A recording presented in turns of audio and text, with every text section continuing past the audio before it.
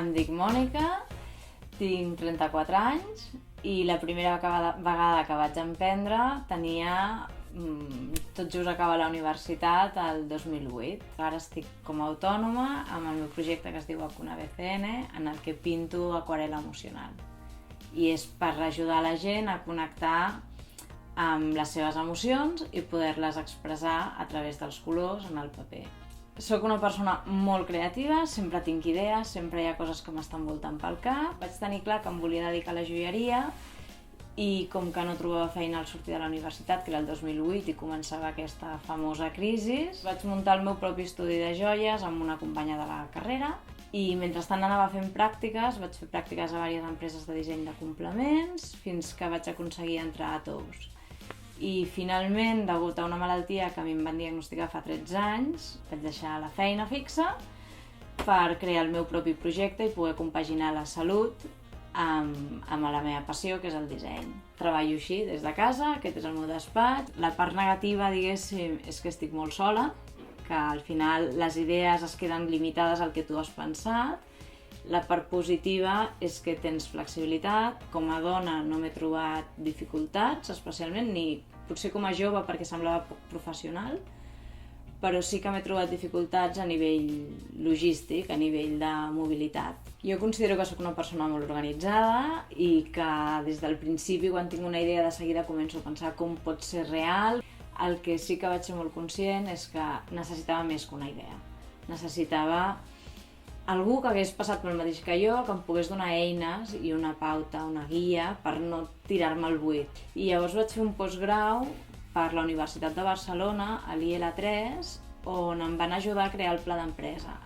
Vaig descobrir Barcelona Activa i a Barcelona Activa vaig fer tots els cursos, totes les formacions i tots els acompanyaments que em vaig veure capaç. Vaig descobrir Autoocupació, que és un altre espai que guien, t'ajuden i t'acompanyen per crear el teu propi projecte. Jo trobo que per mi la dificultat més gran ha sigut de focalitzar tota l'energia en fer el projecte o focalitzar una part de l'energia a formar-me. Vaig viure des de petita que a casa la meva mare tenia el seu despatx i que hi havia unes hores que eren de la seva feina i quan jo vaig decidir crear el projecte tenia molt clar que jo tindria el meu despatx a casa, però que tindria una, entre cometes, disciplina i que no necessitava ningú que em digués és l'hora de seure i posar-te a fer feina. Hi ha aquesta energia de llevar-te pel matí sense cap obligació, sense ningú que t'ho digui, només perquè saps que estàs fent una cosa que t'encanta.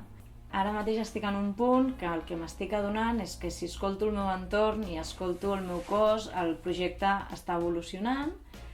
Va començar que eren només samarretes il·lustrades, va canviar a làmines d'aquarel·la, que són quadros, pinto emocions de la gent que ha passat per una malaltia, la gent que ha passat per un moment molt feliç, un embaràs, escolto aquestes emocions, escolto les històries i les traspasso a color sobre el paper. I ara el que m'estic adonant és que cada vegada més la gent no necessita, o no només necessita, la làmina com un anclatge, sinó que necessiten les eines per ells poder pintar aquestes làmines.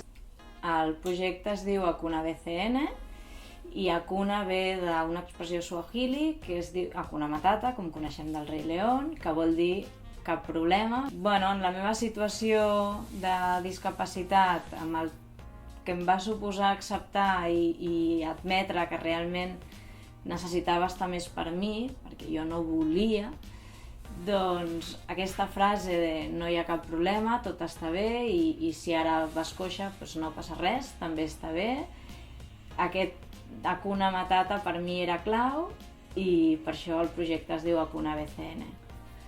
El consell que jo donaria si algú vol emprendre és que pregunti. Pregunteu, feu moltes preguntes i sigueu molt curiosos, perquè d'aquesta manera rebreu molta més informació que només buscant des de la pantalla de l'ordinador o del mòbil.